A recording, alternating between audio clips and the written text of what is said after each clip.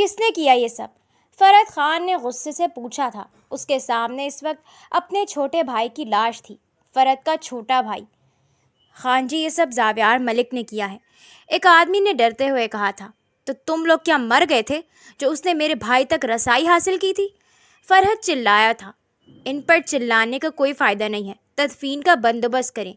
صحن میں قدم رکھتے اس نے سختی سے کہا تھا۔ فرحت نے آنے والے پر نظریں گھمائی تھیں۔ سادے سے نیلے لباس میں ملبوس، دوپٹہ سر پر لیے، میک اپ سے پاک چہرہ، مگر سنجیدگی اور سرد مہری برقرار تھی۔ کیا تم پتھر کی ہو چکی ہو؟ فرحت نے اسے دیکھ کر بے یقینی سے پوچھا تھا۔ ہاں، ہو چکی ہوں۔ اپنے باپ کے مرنے کے بعد سے میں پتھر کی ہو چکی ہوں، اور اگر آپ میری بات مان لیتے تو آج شہراز ہمارے ساتھ ہوتا۔ تم کہنا چاہ رہی ہو شہراز کی موت میری وجہ سے ہوئی ہے؟ فرحت کو یقین نہیں آیا تھا کہ اس کی بہن خود اس کے بارے میں کیا سوچتی ہے۔ اس حویلی میں جو کچھ ہوتا ہے سب آپ کی وجہ سے ہوتا ہے۔ آپ نے شہراز کو ملکوں کی کھیتیں برباد کرنے بھیجا تھا، عبیرہ نے سکون سے کہا تھا۔ ملازمین تدفین کا انتظام کر چکے تھے۔ آپ دونوں آپس میں ہی لڑیں گے تو دشمنوں شیربانوں کی بات مکمل نہیں ہوئی تھی۔ اپنی بکواس بند رکھو۔ تمہاری اتنی اوقات نہیں ہوئی کہ میرے سامنے بولو، اور جا کر مزمل کو کال کرو اور اسے کہو کہ واپس پاکستان آئے۔ بہت پڑھ لیا، فرحت نے چلاتے ہوئے کہا تھا، اور پھر جانے لگا تھا، مگر اس کے قدم عبیرہ کی بات پر اس کے قدم زنجیر ہوئے تھے۔ اپنی عورت سے اس طرح بات کرنے کو مردانگی نہیں کہتے فرحت بھائی۔ آپ کے لفظوں سے صاف پتہ چل رہا ہے آپ سرداری کے لائق نہیں ہیں۔ اس کی بات پر فرحت نے اسے پلٹ کر دیکھا تھا، مگر بغیر کچھ کہے چلا گیا تھا۔ زاویار ملک، تمہاری موت میرے ہاتھوں ہی لکھی ہے، عبیرہ نے سکون سے کہا تھا۔ آپ جا کر دیکھیں، گاؤں کی خواتین افسوس کرنے آنے والی ہوں گی۔ پھر اپنی بھابھی سے گویا ہوئی تھی۔ کتنی عجیب بات ہے، ہم اتنے سال ایک ساتھ مانچسٹر میں پڑھتے ہیں، اچھے دوست ہیں، مگر ہمارے خاندان والے ایک دوسرے سے نفرت کرتے ہیں۔ سڑک پر چلتے، کافی کا گھونٹ لیتے، وہ دونوں ہی مانچسٹر کو خدا حافظ کہہ رہے تھے۔ یہ خوبصورت ہے، حیدر نے مسکرا کر کہا۔ کیا ہمارا بیک گراؤنڈ؟ مزمل نے آئی برو اچکاتے پوچھا تھا۔ نہیں، ہم دونوں کی دوستی، اور میں کبھی بھی اسے ختم نہیں کروں گا، حیدر نے مسکرا کر کہا تھا۔ میں اپنے قبیلے کا سردار بن جاؤں گا بہت جلد، مزمل نے اسے مزے سے بتایا تھا۔ پھر سردار صاحب، امید ہے آپ اس جرگے سسٹم کو ختم کر دیں گے، حیدر نے مسکراتے ہوئے کہا تھا۔ تم سردار نہیں بننا چاہتے کیا؟ مزمل نے اسے دیکھ کر حیرت سے پوچھا۔ میں تمہیں کون سے اینگل سے سردار بننے کے لائق لگتا ہوں؟ حیدر نے اسے تنگ کرتے پوچھا تھا۔ بات تو صحیح ہے، سرداری کے لیے ہنر چاہیے، اور وہ تم میں نہیں ہے، مزمل نے اسے کہا، اور پھر وہ فوراً سے بھاگنے لگا تھا۔ اب منظر کچھ یوں تھا کہ وہ دونوں مانچسٹر کی سڑکوں پر بھاگ رہے تھے۔ دیکھو میرا پلان تمہارے پلان سے زیادہ بہتر ہے۔ مزمل اسے اپنی بات پر قائل کرنے کی کوشش کر رہا تھا، اور ساتھ ساتھ وہ پیکنگ بھی کر رہے تھے۔ مجھے سمجھ نہیں آتا، تم اکیلے سردار بن کر سب سنبھال نہیں سکتے کیا؟ حیدر نے اسے دیکھ منہ بناتے پوچھا تھا۔ وہ بس چاہتا تھا کہ حیدر اپنے قبیلے کا سردار بنے۔ مجھے یہ بتاؤ کہ قائد اعظم نے پاکستان کو اکیلے بنایا تھا؟ مزمل نے سوال کیا۔ نہیں، حیدر نے کندھے اچکاتے کہا تھا۔ تو پھر میں کیسے اکیلے سارے گاؤں کو بدل سکتا ہوں؟ مزمل نے غصے سے پوچھا۔ اچھا ٹھیک ہے، اگر مجھے کبھی موقع ملا سردار بننے کا تو میں پیچھے نہیں ہٹوں گا، حیدر نے مسکراتے ہوئے کہا تھا۔ اس کی بات پر وہ دل کھول کر مسکرایا تھا۔ بس اسی لیے تم مجھے پسند ہو، میری ہر بات جو مان لیتے ہو، مزمل نے مسکرا کر کہا تھا۔ صحن میں مہمان بھرے ہوئے تھے، سارے لوگ افسوس کے لیے آ جا رہے تھے۔ شیربانو بس کچھ سنبھال رہی تھی، جبکہ عبیرہ اپنے کمرے سے نہیں نکل رہی تھی۔ اس وقت وہ مزمل سے بات کر رہی تھی فون پر۔ تم جب یہاں آؤ گے تو سرداری سنبھالنی ہوگی، اس بات کو ذہن نشین کر لو، عبیرہ نے سختی سے کہا۔ وہ اسے کسی بھی قسم کی رعایت نہیں دے رہی تھی۔ مگر آپی، ابھی شہراز لالا ہے نا، میں کیسے؟ عبیرہ کی بات پر اس نے ناسمجھی سے کہا تھا۔ عبیرہ کی آنکھیں نم ہوئی تھیں۔ مزمل، شہراز لالا نہیں رہے، اور یہ الفاظ کسی تیر کی طرح چبھے تھے اسے۔ کیا مطلب نہیں رہے؟ مزمل کی آواز میں لڑکھڑاہٹ واضح تھی۔ ان کا قتل کر دیا ہے، عبیرہ نے ہمت کر کے کہا۔ وہ اب روتی نہیں، اس کے اندر ایک تھکان سی آ گئی تھی۔ کس نے کیا یہ سب؟ مزمل نے سرخ ہوتی آنکھوں کے ساتھ پوچھا تھا۔ زاویار ملک نے، مزمل نے ایک گہرا سانس لیا اور پھر فون بند کر دیا۔ ایک طرف دوستی، دوسری طرف بھائی کا بدلہ، آخر کسے چنے وہ؟ حیدر وہ الگ الگ فلائٹ سے جا رہے تھے، اس لیے وہ اس وقت اپنے ڈورم میں تھا، جبکہ حیدر مانچسٹر کی سرحدوں کو پار کر رہا تھا۔ رات کافی گہری ہو چکی تھی۔ عبیرہ صحن میں بیٹھی تھی جب ملازمہ نے اسے چائے تھمائی تھی۔ فرحت لالا آ گئے؟ اس نے ملازمہ کو دیکھتے پوچھا۔ نہیں بیوی جی، ابھی تک تو نہیں آئے، ملازمہ نے جواب دیا۔ اچھا ایک کام کرو، مزمل کا کمرہ تیار کرواؤ، کل صبح وہ آ جائے گا، اس نے حکمانہ انداز میں کہا تھا۔ جی بہتر، کہتے ساتھ وہ اندر چلی گئی تھی۔ جب شیربانو اس کے پاس آئی تھی، وہ صرف اس کی بھابھی نہیں بلکہ ایک بہترین دوست بھی تھی۔ اب کیا کرو گی تم؟ شیربانو نے دھوکی انداز میں پوچھا تھا۔ وہی جو پہلے کیا تھا، عبیرہ نے سکون سے جواب دیا۔ عبیرہ، کبھی کبھی مجھے تم سے خوف آ جاتا ہے، شیربانو نے فکر مندی سے کہا۔ آنا بھی چاہیے، ایک گھائل شیرنی سے سب کو خوف آنا چاہیے۔ عبیرہ مسکرائی تھی، کیونکہ اس نے جو پلان سوچا تھا اب بس وہی ایک طریقہ تھا سب کی زندگیوں میں امن لانے کا۔ دوپہر کے وقت مزمل گھر میں آیا تھا اور تب سے ہی حویلی میں ایک عدالت سجی تھی۔ لالا، آپ بغیر سوچے اتنا بڑا فیصلہ کیسے کر سکتے ہیں؟ مزمل نے ضبط سے کہا تھا۔ دیکھو مزمل، مجھے نہیں پتا تھا کہ سب ہو جائے گا، فرحت نے سنجیدگی سے کہا۔ آپ نے خود اپنے سردار کو اپنے ہاتھوں مارا ہے، مزمل نے چلاتے ہوئے کہا تھا۔ آواز نیچے رکھو، بڑا بھائی ہوں تمہارا، فرحت نے طیش میں کہا تھا، اور اب میں اس گاؤں کا سردار بننے والا ہوں۔ مزمل کی آواز بھی اونچی تھی۔ نہیں مزمل، گاؤں کی سرداری اب فرحت لالا کی ہے، تم اس سب کو نہیں سنبھال سکتے۔ عبیرہ کی بات پر نہ صرف مزمل اور فرحت حیران ہوئے تھے، جبکہ شیربانو بھی چونکی تھی۔ یہ لڑکی اب کیا سوچ رہی ہے؟ شیربانو نے فکر مندی سے سوچا تھا۔ لالی کیا کہہ رہی ہیں آپ؟ مزمل نے ناسمجھی سے پوچھا تھا۔ تمہیں سرداری کا علم نہیں ہے مزمل، تم اپنی وکالت پر دھیان دو گے، اور اب مجھے بس نہیں چاہیے، عبیرہ نے سختی سے کہا تھا۔ مگر میں سردار نہیں بن سکتا ہوں، فرحت نے شرمندگی سے کہا۔ ماضی میں کیے گئے کچھ فیصلوں کی وجہ سے فرحت لالا پر سرداری بند تھی، لوگ انہیں ناپسند کرتے تھے۔ آپ بن سکتے ہیں، جب گاؤں کا سردار خود آپ کو سرداری دے گا تو کس میں ہمت نہیں کہ کچھ کہہ سکے، عبیرہ نے کہا اور اٹھ گئی تھی۔ جرگے میں جانے کا وقت ہو گیا ہے، انہیں انتظار کروانا مناسب نہیں ہے، عبیرہ نے کہا اور باہر نکل گئی۔ اس کا رخ اپنے کمرے کی جانب تھا، شیربانو بھی اس کے پیچھے چل دی تھی۔ یہ تم نے کیا فیصلہ کیا ہے باہر؟ شیربانو نے ناسمجھی سے پوچھا تھا۔ تمہارے شوہر کو سرداری تھما دی، اور کیا کیا؟ عبیرہ نے کندھے اچکاتے کہا اور رخ الماری کی طرف کیا، پھر ایک بیگ نکالا اور اب وہ اس میں سامان ڈال رہی تھی۔ تم کیا کرنے جا رہی ہو؟ مجھے کچھ سمجھ نہیں آ رہا، شیربانو نے سوال کیا۔ پچھلی بار ان کے باپ کو چھپ کر مارا تھا، لیکن اس بار میں سامنے سے ماروں گی، عبیرہ نے کہا، اور پھر زوردار قہقہا گونجا تھا۔ وہ ہنس رہی تھی پاگلوں کی طرح، اور پھر وہ رونے لگ گئی تھی۔ اس کا غم سب سے بڑا تھا، مگر کسی کو دکھتا نہیں تھا۔ کیوں بھائی؟ مجھے آپ سے اس قسم کی امید نہیں تھی، حیدر نے زاویار کو اداسی سے کہا تھا۔ حیدر، تم ابھی نہیں جانتے ہو اس سب کو، اس لیے بیچ میں نہیں بولو، زاویار نے سختی سے کہا۔ وہ ہمارا ملازم تھا بھائی، یوں قتل کر دیا اسے، حیدر نے ناسمجھی سے کہا۔ وہ غدار تھا حیدر، اور تم ابھی نادان ہو میرے بھائی، زاویار نے مسکراتے ہوئے کہا۔ ٹھیک ہے، میں آپ کے ساتھ چلوں گا، حیدر نے جلدی سے کہا۔ زاویار مسکرایا اور پھر وہ سب جرگے کے لیے نکل گئے تھے۔ وہ لوگ جیسے ہی جرگے پر پہنچے تھے، فرحت لالا اور مزمل کی گاڑیاں بھی تبھی پہنچی تھیں۔ جرگہ شروع کیا گیا تھا۔ اب سرداری مزمل خان کو سنبھالنی ہوگی، آپ سبھی جانتے ہیں، اس لیے ہمارے نئے سردار، ابھی ان کی بات مکمل نہیں ہوئی تھی کہ وہ فوراً بول اٹھا۔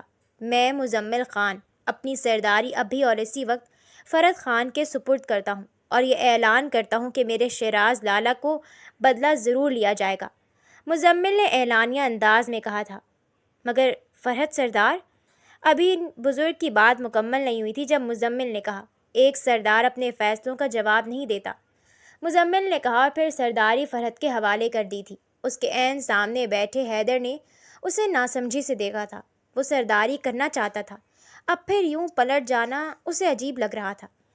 جرگے کے دوسرے فیصلے کے دوران کچھ وقت دیا گیا تھا، اس لیے مزمل تھوڑی دیر کھیتوں میں آ گیا تھا تازی ہوا لینے۔ تم تو آتے ساتھ ہی بدل گئے یار، حیدر نے اداسی سے پوچھا تھا۔ اپنوں کے لیے کچھ نہ کچھ کرنا پڑتا ہے۔ اسے عبیرہ کا چہرہ یاد آیا تھا۔ سرداری چھوڑ دی؟ کس لیے؟ حیدر نے اگلا سوال کیا۔ اور یہ شہراز لالا کا کیا سین ہے؟ حیدر نے فکر مندی سے کہا۔ زاویار ملک نے نہیں بتایا کیا؟ میرے بھائی کا قتل کیا ہے انہوں نے۔ حیدر نے چپتی نظروں سے پوچھا تھا۔ مجھے اس بارے میں نہیں پتا تھا، حیدر نے بے یقینی سے کہا تھا۔ جانتا ہوں۔ چلتے ہیں، دوسرے فیصلے کا وقت ہو گیا ہے۔ مزمل نے اپنے آنسو پوچھے تھے۔ خون کے بدلے خون یا ونی؟ حیدر نے سوال کیا۔ دوست کا خون نہیں بہنے دوں گا، مزمل نے کہا اور آگے بڑھ گیا۔ وہ پہلے جیسا مزمل نہیں لگ رہا تھا جو ہر بات میں مذاق کر لیتا تھا۔ ہم ونی کے لیے تیار ہیں، فرحت لالا نے کہا تو حیدر نے مزمل کی طرف دیکھا تھا۔ ٹھیک ہے، تو طے ہوا، ونی میں زاویار سردار کی چھوٹی بہن مزمل خان کے نکاح میں جائے گی۔ کیا سب اس بات پر راضی ہیں؟ جرگے کے سردار نے سوال کیا تو سب نے سر کو خم کیا تھا۔ کچھ ہی دیر بعد جرگہ ختم ہوا تھا اور سب جانے کے لیے نکل گئے تھے۔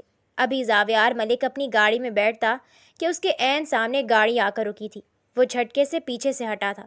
گاڑی سے عبیرہ اتری تھی۔ اس کے ہاتھ میں بندوق تھی اور دیکھتے ہی دیکھتے اس نے ساری گولیاں اس کے سینے میں اتاری تھیں۔ بھائی!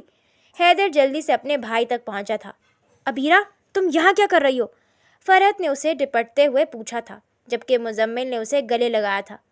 خون کا بدلہ خون ہوتا ہے، عورت نہیں، عبیرہ نے چلاتے ہوئے کہا تھا۔ وہ لوگ اپنی گاڑیاں نکال کر خان حویلی کی طرف بڑھ گئے تھے۔ جاتے جاتے حیدر کو ایک بہت بڑا غم دے کر گئے تھے۔ بھائی، آگے کھولے بھائی، حیدر نے روتے ہوئے کہا تھا، مگر جانے والے کبھی جواب نہیں دیتے۔ عبیرہ، یہ کیا کیا ہے تم نے؟ فرحت نے چلاتے ہوئے پوچھا۔ قتل کیا ہے، جیسے اس نے کیا تھا، عبیرہ نے سکون سے کہا۔ عبیرہ، جرگے میں فیصلہ ہو چکا تھا، فرحت نے غصے سے کہا۔ تمہیں کیا ضرورت تھی یہ سب کرنے کی؟ خون کے بدلے عورت لے رہے تھے، یہ فیصلہ تھا آپ کا، عبیرہ نے چلاتے ہوئے پوچھا تھا۔ میرا تھا، مزمل نے جواب دیا۔ خون کے بدلے اگر خون مانگتے بھی تب بھی میرے دوست کی جان جاتی، مزمل نے دکھی انداز میں کہا۔ اس خاندان میں بس دشمن ہے، کوئی دوست نہیں، عبیرہ نے سکون سے کہا۔ ان کے باپ شاہ نواز ملک کو بھی تم نے مارا تھا نا؟ فرحت نے یکدم پوچھا تھا۔ جی، میں نے ہی مارا تھا، عبیرہ نے سکون سے کہا۔ تبھی ایک ملازم آیا تھا۔ صاحب جی، جرگے سے پیغام آیا ہے، ملکوں کے سردار حیدر ملک نے عبیرہ بی بی کو ونی میں مانگا ہے۔ منظور ہے مجھے، عبیرہ نے سکون سے کہا۔ 2 ہفتے بعد، چند دن پہلے، چلتے ہیں۔ صبح کی خنک ہوا پورے گاؤں پر پھیلی ہوئی تھی۔ سورج ابھی پوری طرح نکلا نہیں تھا، مگر ملک حویلی میں غیر معمولی ہلچل تھی۔ سردار چاروں طرف کے راستے چیک کر لیے ہیں، بی بی کا کہیں کوئی نشان نہیں ہے۔ حیدر نے آہستہ سے اپنے سامنے کھڑے آدمی کی طرف دیکھا۔ سرحد کے باہر، وہاں پہ ہمارے لوگ موجود ہیں، بس اڈے، ریلوے اسٹیشن، ہوٹل، ہر جگہ تصویر پہنچا دی ہے۔ حیدر نے اس بات میں سر ہلایا۔ تلاش جاری رکھو۔ جی سردار۔ تو آدمی سر جھکا کر باہر نکل گیا۔ کمرے میں ایک بار پھر خاموشی چھا گئی۔ حیدر کر کے قریب آ کر کھڑا ہو گیا۔ سامنے پہلے کھیتوں پر نظر جمائے وہ کچھ لمحے خاموش رہا، پھر اس کی نگاہ میں اس پر رکھی ایک تصویر پر جا ٹھہری۔ وہ تصویر عبیرہ کی تھی۔ اس نے تصویر ہاتھ میں اٹھائی اور ہلکی سی مسکراہٹ اس کے ہونٹوں پر ابھری۔ اتنی آسانی سے نہیں بچو گی عبیرہ۔ تبھی دروازے پر دستک ہوئی۔ آ جاؤ۔ اس کا خاص آدمی نعمان اندر آیا۔ سردار، ایک بات سمجھ نہیں آ رہی۔ کیا؟ حیدر نے سوال کیا۔ یہی کہ اگر آپ چاہتے ہیں تو نکاح والی رات سے بی بی پر پہرا بٹھا سکتے تھے، وہ بھاگ ہی نہیں سکتی تھی۔ حیدر نے بغیر اس کی طرف دیکھے تصویر دوبارہ میز پر رکھ دی تھی۔ ہاں، صحیح کہا۔ نعمان حیران ہوا۔ پھر آپ نے روکا کیوں نہیں؟ حیدر اس کی طرف مڑا تھا۔ اس کی آنکھوں میں عجیب سی سنجیدگی تھی۔ ٹھیک ہے، مجھے عبیرہ نہیں چاہیے، مجھے وہ راستہ چاہیے جہاں وہ جائے گی۔ نعمان کی پیشانی پر بل پڑے تھے۔ میں سمجھا نہیں سردار۔ جو انسان برسوں سے منصوبے بناتا آیا ہو، وہ بھاگ کر کہیں نہ کہیں ضرور جائے گا یا کسی سے ملے گا، اور مجھے اسی شخص تک پہنچنا ہے۔ آپ کا مطلب ہے؟ نعمان کچھ پل سوچنے کے لیے رکا تھا۔ وہ اکیلی نہیں کھیل رہی نعمان۔ اس کی آواز میں غیر معمولی یقین تھا۔ نعمان خاموش ہو گیا۔ کچھ لمحے بعد اس نے دھیرے سے پوچھا، پھر ہمارے آدمی واقعی اسے ڈھونڈ رہے ہیں یا؟ نعمان کی بات پر حیدر کے ہونٹوں پر مدھم سی مسکراہٹ آئی۔ ڈھونڈ بھی رہے ہیں، وہ چند قدم چل کر کھڑکی کے پاس آ کر کھڑا ہوا اور اسے یقین بھی دلا رہے ہیں کہ وہ ہم سے بچ نکلی ہے۔ نعمان نے بے اختیار سردار کی طرف دیکھا۔ اب مجھے سمجھ آیا کہ 2 ہفتوں سے ہونے والی تلاش دراصل ایک جال تھی۔ حیدر نے دور افق کی طرف نظر جمائی۔ شکار کبھی شور مچا کر نہیں پکڑا جاتا نعمان، حیدر نے دھیرے سے کہا۔ اسے صرف یہ احساس دلایا جاتا ہے کہ وہ آزاد ہے۔ حال پشاور کے پرانے محلے میں سیاہ شلوار قمیض، کندھوں پر بھورا شال، سر پر پگڑی اور چہرے پر ہلکی سی نکلی داڑھی، کوئی بھی اس سے پہلی نظر میں پہچان نہیں سکتا تھا۔ عبیرہ نے گلی کے نکڑ پر کھڑے ہو کر ایک لمحہ ارد گرد کا جائزہ لیا، پھر سر جھکائے تھے اس قدموں سے آگے بڑھ گئی۔ وہ ایک شکستہ سے مکان کے سامنے رکی، دروازے پر مخصوص انداز میں 3 بار دستک دی۔ چند لمحوں بعد دروازہ چرچراتے ہوئے کھلا۔ اندر سے ایک بوڑھا شخص نمودار ہوا۔ اس نے پہلے ارد گرد دیکھا، پھر عبیرہ کو اندر آنے کا اشارہ کیا۔ دروازہ بند ہوتے ہی عبیرہ نے اپنے چہرے سے نکلی داڑھی اتاری اور پگڑی کھول دی۔ السلام علیکم چاچا جان۔ بوڑھے شخص نے گہری نظر اس پر ڈالی۔ تمہیں یہاں نہیں آنا چاہیے تھا عبیرہ، انہوں نے آہستہ سے کہا۔ اگر کسی کو معلوم ہو گیا کہ تم مجھ سے ملتی ہو تو برسوں سے چھپا ہوا راز ہمیشہ کے لیے دفن ہو جائے گا۔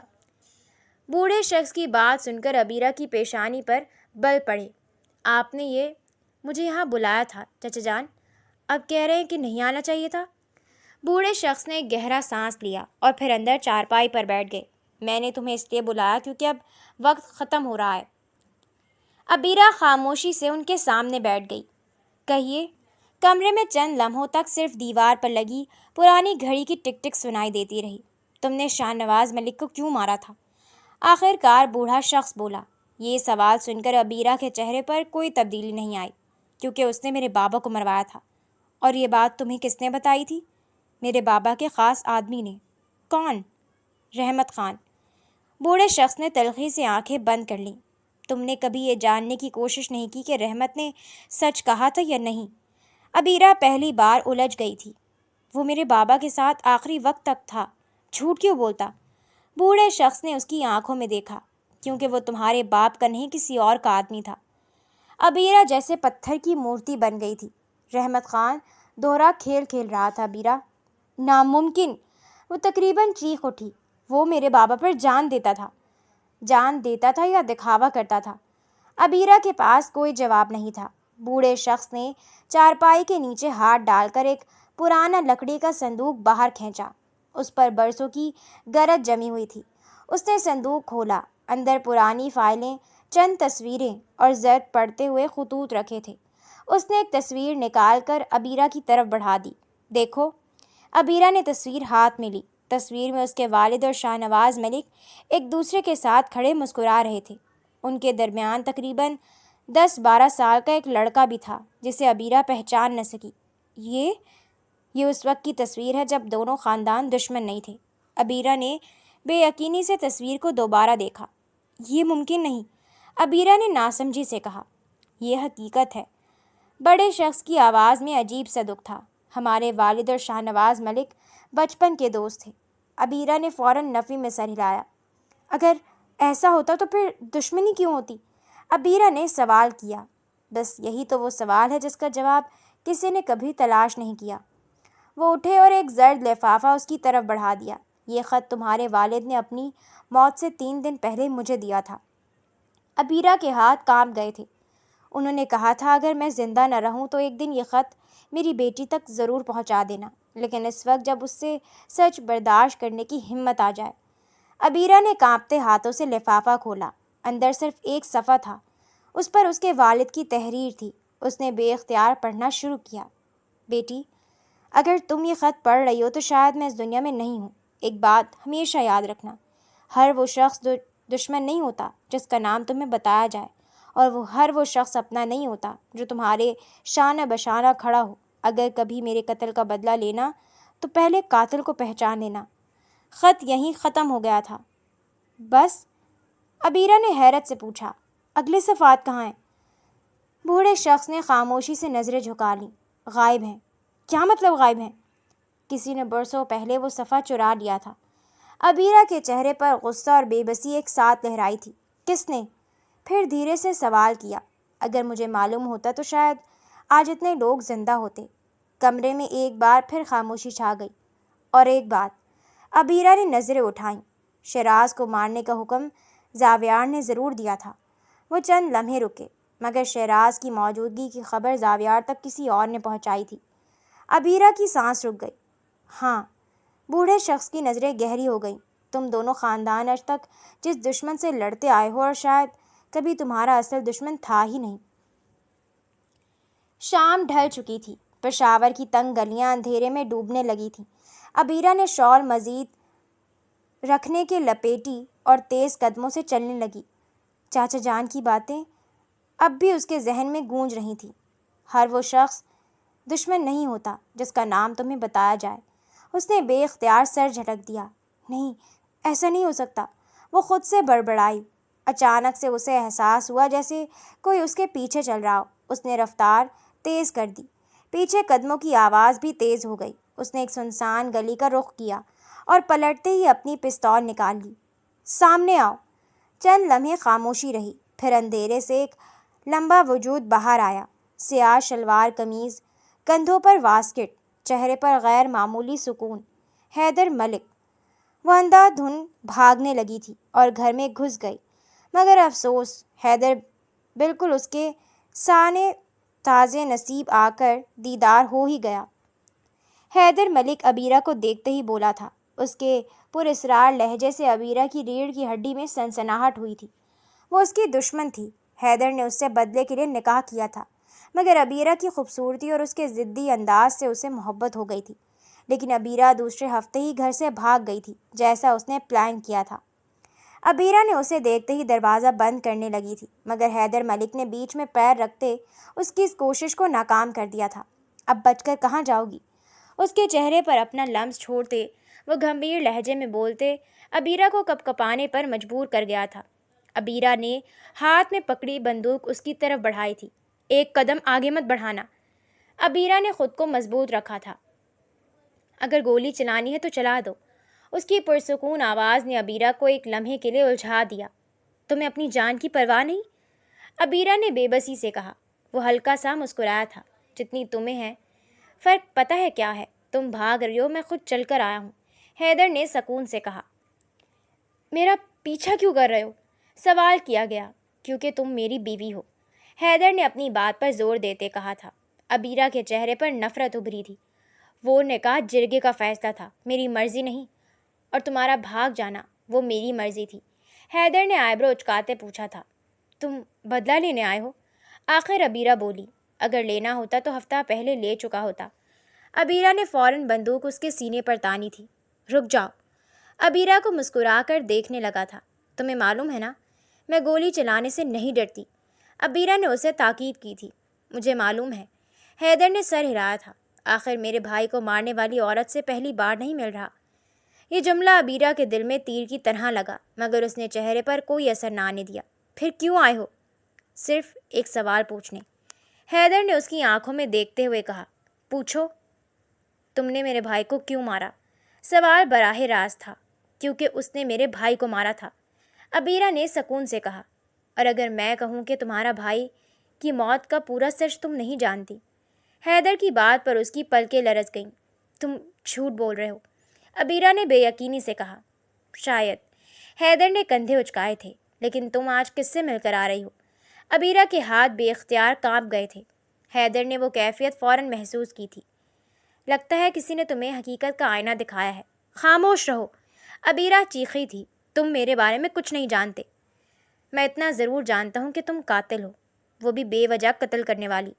ابیرہ حیرت سے اسے دیکھنے لگی تھی۔ اگر تم واقعی انتقام لینا چاہتی تو مجھے بھی نکاح کے بعد مار دیتی، حیدر نے مسکراتے ہوئے کہا۔ کیونکہ تم مزمل کے دوست ہو، ابیرہ نے جھٹ سے کہا۔ جھوٹ۔ خیر، میں تمہیں یہ دینے آیا تھا۔ ایک لفافہ اس کی طرف بڑھاتے اس نے سکون سے کہا تھا۔ تم مجھے اپنے ساتھ نہیں لے کر جاؤ گے؟ ابیرہ نے جلدی سے پوچھا۔ میں زبردستی کا قائل نہیں ہوں، حیدر نے کہا، اور پھر بغیر مڑے چلا گیا۔ ابیرہ کئی لمحے وہیں کھڑی رہی، پھر اس نے جھک کر لفافہ اٹھایا تھا۔ دل کی دھڑکن غیر معمولی حد تک تیز تھی۔ اس نے لفافہ کھولا۔ اس کے اندر ایک تصویر تھی۔ وہ تصویر دیکھتے ہی اس نے ہاتھ سے لفافہ گر گیا تھا۔ تصویر میں شیرا تھا اور اس کے بالکل پیچھے ایک شخص، جسے دیکھ کر عبیرہ کا چہرہ سفید پڑ گیا۔ یہ تو اس کے لبوں سے بے اختیار نکلا، رحمت خان۔ خان حویلی پر سوگ کی کیفیت اگرچہ ختم ہو چکی تھی، مگر خاموشی اب بھی ہر دیوار سے ٹکراتی محسوس ہوتی تھی۔ مزمل اپنے کمرے میں بیٹھا تھا۔ اس کے سامنے میز پر کئی فائلیں، چند پرانی ڈائریاں اور شیراز کے موبائل فون کا ٹوٹا ہوا کور تھا۔ وہ پچھلے 2 گھنٹوں سے ایک ہی چیز بار بار دیکھ رہا تھا۔ کچھ تو ہے، اس نے آہستہ سے خود سے کہا۔ دروازے پر دستک ہوئی۔ آ جاؤں؟ شیربانو کی آواز سن کر اس نے اثبات میں سر ہلا دیا۔ وہ اندر آتی ہوئی کمرے کا حال دیکھ کر چونک گئی۔ یہ سب کیا ہے؟ شیربانو نے سوال کیا۔ شیراز لالا کا سامان۔ مزمل نے نظریں اٹھائے بغیر جواب دیا۔ تم پھر سے شروع ہو گئے؟ شیربانو نے افسوس سے کہا۔ ختم ہی کب ہوا تھا بھابھی؟ اس کی آواز میں تھکن صاف محسوس ہو رہی تھی۔ کیا ڈھونڈ رہے ہو؟ شیربانو نے اس کے سامنے بیٹھتے پوچھا تھا۔ یہ شیراز لالا کی آخری کالز کا ریکارڈ ہے۔ شیربانو نے چند لمحے اسے دیکھا، پھر بے بسی سے بولی، مجھے نمبروں کی سمجھ نہیں آتی۔ شیربانو کی بات پر وہ مسکرا دیا تھا۔ مجھے آتی ہے نا، اس نے مسکرا کر کہا۔ یہ نمبر، پھر ایک نمبر پر انگلی رکھی۔ قتل سے 3 دن پہلے پہلی بار شیراز لالا سے رابطے میں آیا، اور پھر قتل والے دن 7 بار کال آئی ہے۔ شیربانو کی پیشانی پر شکنیں پڑ گئی تھیں، اور بعد میں شیربانو نے سوال کیا۔ بعد میں یہ نمبر ہمیشہ کے لیے بند ہو گیا۔ کمرے میں خاموشی چھا گئی۔ یہ پولیس رپورٹ ہے۔ مزمل نے دراز سے ایک کاغذ نکالا۔ اس میں کیا لکھا ہے؟ شیربانو نے سوال کیا۔ یہ زاویار ملک کے آدمیوں نے شیر لالا کی لوکیشن حاصل کی تھی۔ تو پھر مسئلہ کیا ہے؟ مزمل نے گہرا سانس لیا، پھر کہا، مسئلہ یہ ہے کہ رپورٹ میں یہ لکھا ہے کہ لوکیشن دی کس نے ہے۔ شیربانو خاموش ہو گئی۔ شیراز لالا کبھی اکیلے فیصلے نہیں کرتے تھے، کبھی کوئی کام اکیلے نہیں کرتے تھے۔ اگر وہ اس دن کھیت میں گئے تو ضرور کسی قابل اعتماد شخص کو ساتھ لیا ہوگا۔ تم کہنا کیا چاہتے ہو؟ شیربانو کو بالکل بھی سمجھ نہیں آیا تھا، صرف یہی کہ قاتل صرف وہ نہیں ہوتا جو گولی چلاتا ہے۔ اسی لمحے دروازہ کھلا تھا۔ فرحت اندر آیا تھا۔ یہ سب کیا تماشا لگا رکھا ہے؟ اس کی نظریں سیدھ میز پر بکھرے کاغذات پر پڑی تھیں۔ تحقیق، مزمل نے مختصر سا جواب دیا۔ تحقیق بند کرو، فرحت نے سخت لہجے میں کہا۔ جرگے نے فیصلہ دے دیا، معاملہ ختم ہو چکا ہے۔ مزمل کی نظریں پہلی بار اپنے بڑے بھائی سے ملی تھیں۔ معاملہ ختم ہوا ہے، وہ دھیرے سے بولا، یا دبا دیا گیا ہے۔ فرحت کے چہرے کے تاثرات بدل گئے تھے۔ کیا مطلب؟ فرحت نے ناسمجھی سے کہا۔ اگر زاویار واقعی سب کچھ اکیلا کر رہا تھا تو شیراز لالا کی حرکت کی خبر اسے کیسے مل رہی تھی؟ فرحت خاموش رہا۔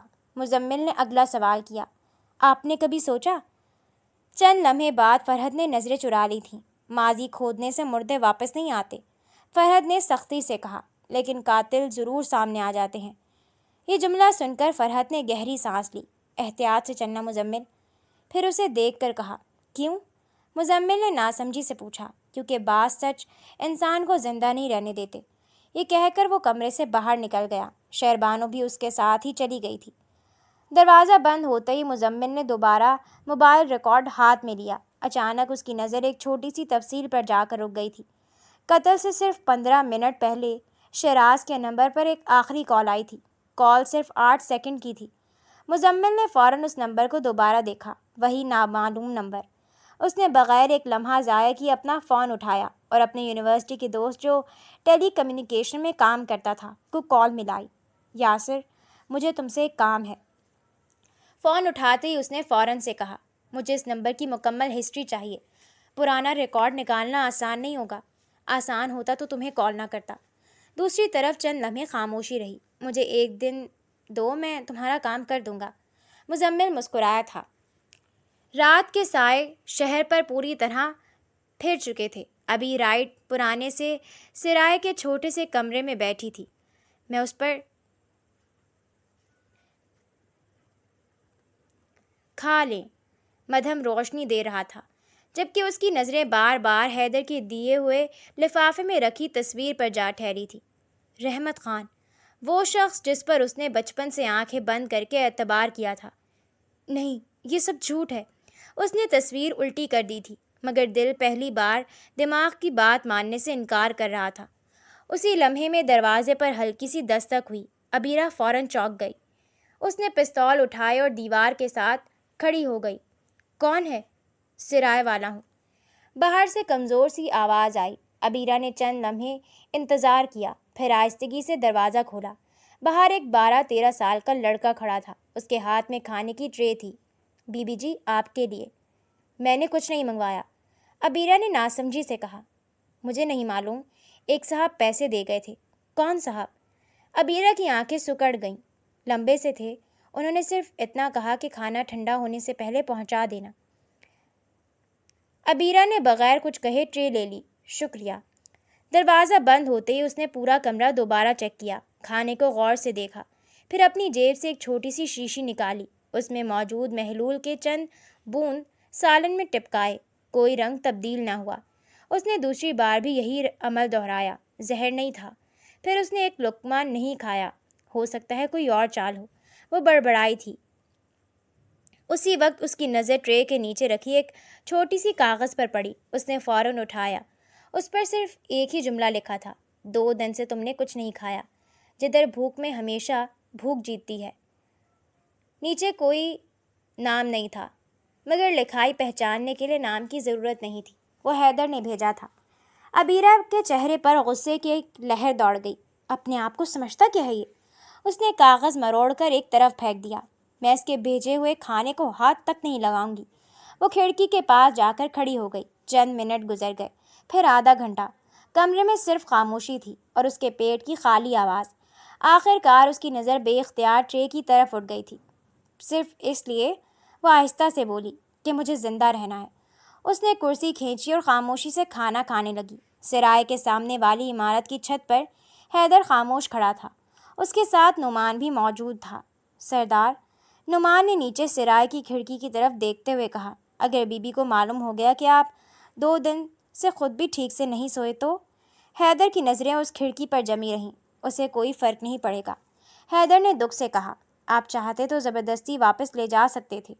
نعمان نے اگلا سوال کیا، ہاں، پھر یہ سب کیوں؟ حیدر نے نعمان کی بات پر ایک گہرا سانس لیا، کیونکہ اگر میں اسے قید کر لوں تو وہ ساری عمر مجھ سے نفرت کرے گی۔ حیدر نے دھیرے سے کہا، اور اگر آزاد چھوڑ دیں تو؟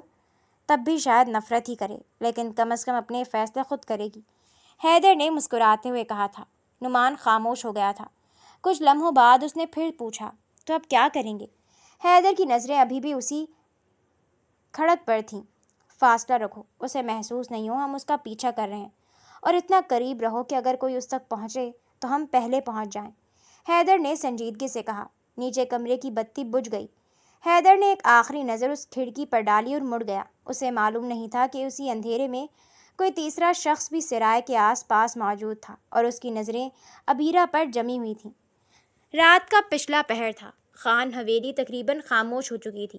صرف چند پہرے دار بیرونی دروازے پر موجود تھے، جبکہ اندر ہر طرف سناٹا تھا۔ فرحت خان اپنے کمرے میں بیٹھا تھا۔ اس کے سامنے شیراز کی تصویر تھی۔ وہ کافی دیر سے اسی تصویر کو دیکھ رہا تھا۔ مجھے معاف کر دینا، اس کے لبوں پر بے اختیار نکلا۔ دروازے پر دستک ہوئی۔ آ جاؤ۔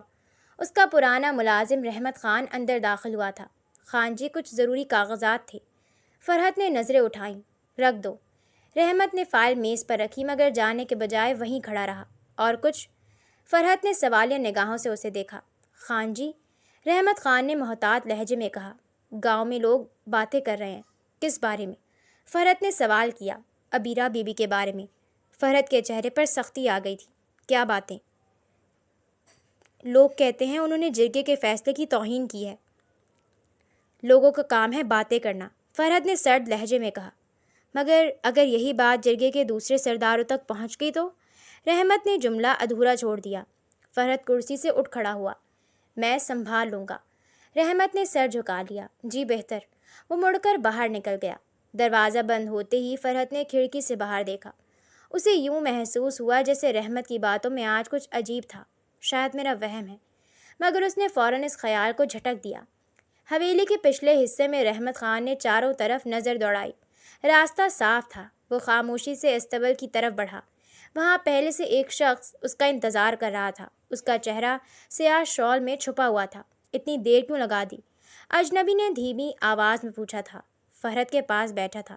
رحمت خان نے جواب دیا، کوئی شک تو نہیں ہوا؟ ابھی نہیں، رحمت نے جواب دیا۔ اجنبی چند لمحے خاموش رہا، پھر بولا، اور ابیرہ؟ وہ ابھی بھی زندہ ہے۔ یہ سنتے ہی اجنبی کی آواز بدل گئی تھی۔ یہ خبر اچھی ہے۔ رحمت نے حیرت سے اسے دیکھا۔ آپ تو چاہتے تھے وہ مر جائے؟ پھر دھیرے سے پوچھا۔ ابھی نہیں، ابھی اس کا زندہ رہنا ضروری ہے، اجنبی نے سرد لہجے میں کہا۔ کیوں؟ رحمت کی پیشانی پر بل پڑے تھے۔ کیونکہ نفرت صرف زندہ لوگوں سے پھیلتی ہے۔ وہ ہلکا سا مسکرایا، اور میں چاہتا ہوں دونوں خاندان ایک دوسرے سے ہمیشہ نفرت کرتے رہیں۔ رحمت خاموش ہو گیا۔ اگر انہیں اصل حقیقت معلوم ہو گئی تو؟ اس نے دھیرے سے پوچھا۔ تب کوئی بھی زندہ نہیں بچے گا، اجنبی نے سکون سے کہا۔ میں سمجھ گیا، رحمت نے جواب دیا، اور مزمل پر نظر رکھو۔ کیوں؟ رحمت نے ناسمجھی سے پوچھا۔ وہ سوال بہت پوچھنے لگا ہے، اور جو کام دیا ہے وہ ہو جانا چاہیے، اجنبی نے کہا اور فوراً چلا گیا۔ سرائے کے چھوٹے سے کمرے میں مکمل خاموشی تھی۔ کھڑکی سے آنے والی ٹھنڈی ہوا میز پر پڑے کاغذات کو ہلکا ہلکا ہلا رہی تھی۔ اس کے سامنے 3 چیزیں رکھی تھیں، اپنے والد کا نامکمل خط، حیدر کی دی ہوئی تصویر، اور رحمت خان کی وہ مسکراتی ہوئی تصویر جسے وہ بچپن سے اپنے باپ کا سب سے وفادار ساتھی سمجھتی آئی تھی۔ اس نے دونوں ہاتھوں میں اپنا سر تھام لیا تھا۔ آخر سچ کیا ہے؟ وہ خود سے سرگوشی کر رہی تھی۔ اگر رحمت غدار تھا تو بابا کی موت کا ذمہ دار کون تھا؟ اس نے آنکھیں بند کر لیں، مگر بند آنکھوں کے سامنے ایک ایک چہرے آنے لگے تھے، اپنے والد کا، شہراز کا، زاویار کا، اور پھر حیدر کا۔ نہیں، اس نے بے اختیار سر جھٹک دیا۔ میں کمزور نہیں پڑ سکتی۔ وہ اٹھ کر کھڑکی کے پاس چلی گئی تھی۔ نیچے سڑک پر گہرا سناٹا تھا۔ اچانک اسے شہراز کی آواز جیسے اپنے کانوں میں سنائی دی تھی۔ لالے، ہر فیصلہ غصے میں مت کیا کرو۔ ابیرہ نے فوراً پلٹ کر دیکھا۔ کمرے میں کوئی نہیں تھا۔ وہ تلخ مسکرائی۔ مرنے کے بعد بھی نصیحتیں کر رہے ہو؟ اس کی آنکھوں کے کنارے بھیگنے لگے تھے۔ تمہیں معلوم ہے لالا، وہ خالی کمرے سے مخاطب ہوئی تھی، تمہارے جانے کے بعد سب ختم سا ہو گیا ہے۔ اس نے آہستہ سے میز پر پڑی شہراز کی تصویر اٹھائی۔ مجھے معاف کر دینا، میں تمہارا بدلہ لینے نکلی تھی، اور نہ جانے کتنے لوگوں کی زندگی اجاڑ بیٹھی۔ اس کے ہاتھ کانپنے لگے۔ میں نے شاہ نواز ملک کو مارا۔ پہلا آنسو تصویر پر گرا۔ میں نے زاویار کو مارا۔ دوسرا آنسو بھی اس کے ساتھ مل گیا۔ لیکن اگر وہ اصل قاتل نہیں تھے تو؟ یہ جملہ کہتے ہی اس کا ضبط ٹوٹ گیا۔ وہ وہیں فرش پر بیٹھ گئی، دونوں ہاتھوں سے چہرہ چھپا کر بچوں کی طرح رونے لگی۔ بابا، اس نے سسکی لیتے ہوئے کہا، آپ نے مجھے اکیلا کیوں چھوڑ دیا؟ شہراز لالا، مجھے ایک بار روک لیتے، مجھے بتا دیتے کہ نفرت اتنی مہنگی ہوتی ہے۔ کمرے میں اس کی سسکیوں کے علاوہ کوئی آواز نہیں تھی۔ تھوڑی دیر بعد وہ کپڑے بدل کر باہر نکلی تھی۔ اسے اب سب صحیح کرنا تھا۔ سامنے ہی اسے حیدر کھڑا نظر آیا تھا۔ چلیں؟ اس نے حیدر کے قریب جا کر حکمانہ انداز میں کہا۔ کہاں جانا ہے؟ حیدر نے ناسمجھی سے پوچھا۔ ملک حویلی، ابیرہ نے جلدی سے کہا۔ میں نہیں لے کر جا رہا، تم پھر بھاگ جاؤ گی، حیدر نے منہ بناتے ہوئے کہا، جبکہ اس کا دل اتنی زور سے دھڑک رہا تھا۔ حیدر، میں نہیں بھاگ رہی، اور بھولو مت، جو ظلم تم نے مجھ پر کیے ہیں وہ کم نہیں ہیں، ابیرہ نے غصے سے کہا۔ آئی ایم سوری، بے ساختہ حیدر نے کہا۔ ابیرہ اسے دیکھتی رہ گئی تھی۔ دیکھو، مجھے بس قاتل تک پہنچنا ہے، اب پلیز حویلی لے چلو، ابیرہ نے خود کو سنبھالتے ہوئے کہا۔ حیدر نے فوراً گاڑی میں بیٹھا دوسرا جانب اسے بٹھوایا، اور پھر دونوں نکل پڑے تھے۔ مزمل کو یاسر کی کال آئی تھی۔ ہاں بولو یاسر، کیا بنا میرے کام کا؟ مزمل نے تجسس سے پوچھا۔ میں نے اس نمبر کو ٹریس کیا اور اس کی لوکیشن بھی نکال لی ہے، یاسر نے سکون سے جواب دیا۔ اچھا، کس کا نمبر ہے وہ؟ مزمل نے سوال کیا۔ میں تمہیں ساری ڈیٹیل بھیج رہا ہوں۔ یاسر کا لہجہ عجیب تھا۔ کوئی بات ہے کیا؟ مزمل نے فکر مندی سے پوچھا۔ بس تم خود دیکھ لو، یاسر نے فون بند کرتے کہا، اور پھر اسے فائل سینڈ کر دی۔ یاسر نے جیسے ہی فائل پڑھی، اس کے پیروں کے نیچے سے زمین نکل گئی تھی، مگر ابھی وہ کچھ کہتا جب شیر بانو بھاگتی ہوئی اس تک آئی تھی۔ مزمل، چل کر دیکھو، فرحت کو کیا ہو گیا، انہیں سانس نہیں آ رہا۔ شیربانو کی بات پر وہ بھاگتے ہوئے کمرے میں گیا تھا، اور سامنے کا منظر دیکھ کر وہ گھبرا گیا تھا۔ گاڑی نکالو، دلاور چلاتے ہوئے حکم دیا۔ مزمل نے جلدی سے فون نکالا اور حیدر کو میسج کیا۔ یہ گھر کا راستہ تو نہیں؟ میسج دیکھتے ہی اس نے گاڑی گھما لی تھی۔ اس نے فائل نہیں کھولی تھی۔ ہم ہسپتال جا رہے ہیں، حیدر نے فکر مندی سے کہا۔ کیوں؟ کیا ہوا؟ ابیرہ نے فکر مندی سے پوچھا۔ فرحت لالا کو کچھ ہو گیا ہے، انہیں لے کر گئے ہیں۔ حیدر کی بات پر وہ فکر مندی سے بولی، تو اتنی سلو گاڑی کیوں چلا رہے ہو؟ تیز چلائی نا۔ ابیرہ کی بات پر اس نے حیرت سے اسے دیکھا تھا۔ ابیرہ بیگم، اتنی فکر تو میری نہیں ہوتی ہوگی آپ کو؟ یک دم ہی اس نے بچوں کی طرح منہ بناتے پوچھا تھا۔ فکر کروانے والے کام کر لیں، پھر دیکھیں گے۔ وہ لوگ جلدی ہسپتال پہنچے تھے۔ ہسپتال کے ICU کے باہر مزمل اور بانو کھڑے تھے۔ فرحت خان کی حالت تشویشناک تھی، زہر سارے جسم میں پھیلنے لگ گیا تھا۔ ڈاکٹرز نے خون تو صاف کر لیا مگر ابھی تک وہ بے ہوش تھے۔ شہربانو مسلسل تسبیح پڑھ رہی تھی، اس کی آنکھیں سوجی ہوئی تھیں مگر چہرہ ہمیشہ کی طرح پرسکون تھا۔ ابیرہ دیوار سے ٹیک لگائے کھڑی تھی، اس کی نظریں مسلسل ICU کے بند دروازے پر تھیں۔ حیدر چند قدم کے فاصلے پر خاموش کھڑا تھا۔ مزمل ہسپتال کے کوریڈور کے دوسرے سرے سے تیز قدموں کے ساتھ ان کی طرف آیا تھا۔ اس کے ہاتھ میں اب ایک بھوری فائل تھی، چہرہ پہلے سے زیادہ سنجیدہ۔ مجھے سب سے ضروری بات کرنی ہے۔ سب کی نظریں اس پر اٹھ گئیں۔ فرحت بھائی ٹھیک ہے؟ حیدر نے آگے بڑھ کر پوچھا۔ بات فرحت بھائی کی نہیں، مزمل نے دھیمی آواز میں کہا، بات قاتل کی ہے۔ ابیرہ نے چونک کر اس کی طرف دیکھا۔ کیا مطلب؟ پھر سوال کیا۔ مجھے اصل قاتل مل گیا ہے۔ راہداری میں موجود ہر شخص جیسے سانس لینا بھول گیا تھا۔ کون؟ حیدر نے سخت لہجے میں پوچھا۔ مزمل نے آہستہ سے اپنی نظریں شہربانو کی طرف اٹھائیں۔ قاتل؟ وہ رکا۔ شہربانو بھابھی ہیں۔ راہداری میں خاموشی چھا گئی تھی، ایسی خاموشی کہ جیسے وقت رک گیا ہو۔ ابیرہ کی آنکھیں بے یقینی سے پھیل گئیں۔ تمہارا دماغ خراب ہو گیا کیا؟ وہ چیخی۔ یہ کیا بکواس کر رہے ہو؟ شہربانو نے کوئی رد عمل نہیں دیا تھا، وہ صرف مزمل کو دیکھتی رہی۔ مزمل نے فائل کھولی۔ شہراز لالا کے فون کا ریکارڈ۔ اس نے پہلا کاغذ نکالا۔ آخری کال اسی نمبر سے آئی تھی جو بھابھی کے نام پر رجسٹرڈ تھا۔ ابیرہ نے فوراً نفی میں سر ہلایا۔ ناممکن۔ ابیرہ کو جیسے یقین نہیں آیا تھا۔ مزمل نے دوسرا کاغذ سامنے رکھا۔ رحمت خان کے اکاؤنٹ میں ہر مہینے پیسے ایک فرضی کمپنی سے آتے رہتے ہیں۔ اس نے اگلا صفحہ پلٹا۔ وہ کمپنی بھابھی کے والد کے نام پر تھی۔ حیدر کی نظریں آہستہ آہستہ شہربانو پر گئی تھیں۔ بولیے بھابھی، ابیرہ نے غصے سے کہا۔ اس نے شہربانو کا ہاتھ پکڑا تھا۔ ان سب کو بتائیے یہ جھوٹ ہے۔ وہ چلائی تھی۔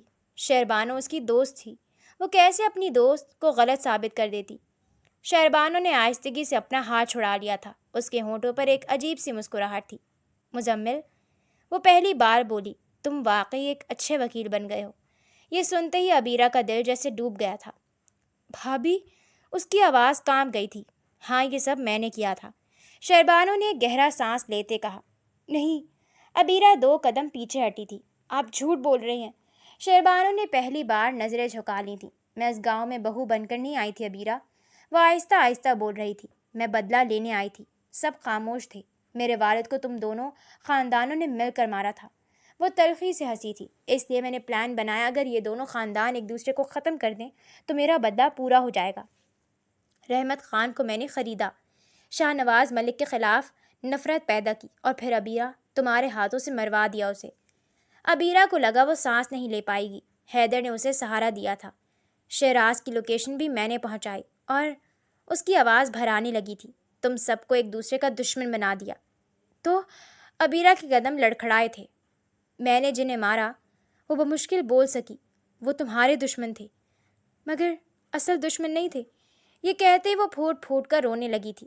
یہ میں نے کیا کر دیا؟ حیدر نے اسے گلے لگایا تھا۔ تمہاری کوئی غلطی نہیں اس میں، رو مت پلیز۔ اور مزمل، کھڑے کیا ہو؟ پولیس کو فون کرو، حیدر نے چلاتے ہوئے کہا۔ میں تمہیں جان سے مار دوں گی غدار عورت، ابیرہ چلائی تھی۔ پولیس راستے میں ہے، اس نے دھیرے سے کہا۔ مجھے کچھ نہیں کر سکتی تھی تم، میری ہاتھوں کی پلی ہوئی تھیں۔ شہربانو نے ہنستے ہوئے کہا۔ کاش تمہیں نہ پتہ چلتا تو تم سب کو بھی مار دیتی۔ شہربانو نے مزمل کو دیکھتے مسکراتے ہوئے کہا تھا۔ آپ کی چال اسی دن سمجھ جاتا جب آپ میرے کمرے میں آئی تھیں، مگر اندھا یقین تھا آپ پر۔ مزمل نے رنج سے کہا۔ تبھی نرس باہر آئی۔ فرحت صاحب کو ہوش آ گیا ہے، سب اندر بھاگے تھے۔ شہربانو، تم نے یہ کیوں کیا؟ فرحت مشکل سے بول پا رہا تھا۔ میں نے تم سے محبت کی تھی۔ فرحت کا دل جیسے کسی نے مٹھی میں پکڑ کر نچوڑ دیا تھا۔ مجھے معاف کر دینا۔ شہربانو نے بس اتنا کہا۔ اسے اپنے شوہر سے محبت تھی مگر نفرت محبت پر غالب آ گئی تھی۔ آپ لوگ باہر جائیں۔ فرحت کی حالت اچانک خراب ہوئی تھی۔ سوری، ہم انہیں نہیں بچا سکے۔ تھوڑی دیر بعد ڈاکٹر نے کہا۔ ابیرہ چیخ مار کر زمین پر بیٹھ گئی تھی۔ مزمل نے دیوار کا سہارا لیا۔ حیدر ان دونوں کو سنبھالنے کی کوشش کر رہا تھا۔ شیربانو کے پاس پولیس پہنچی تھی، اس نے خاموشی سے گرفتاری دے دی تھی۔ وہ خود بھی یہ کھیل نہیں کھیلنا چاہتی تھی۔ وہ بدلہ تو لے گئی مگر اب خود بھی تنہا رہ گئی تھی۔ کہتے ہیں دشمنی میں کوئی نہیں جیتتا، ایک طرف قبریں بڑھتی ہیں اور دوسری طرف زندہ لوگ اندر ہی اندر مر جاتے ہیں۔ شاید اس کہانی میں بھی کوئی فاتح نہیں تھا، صرف ہارنے والے تھے۔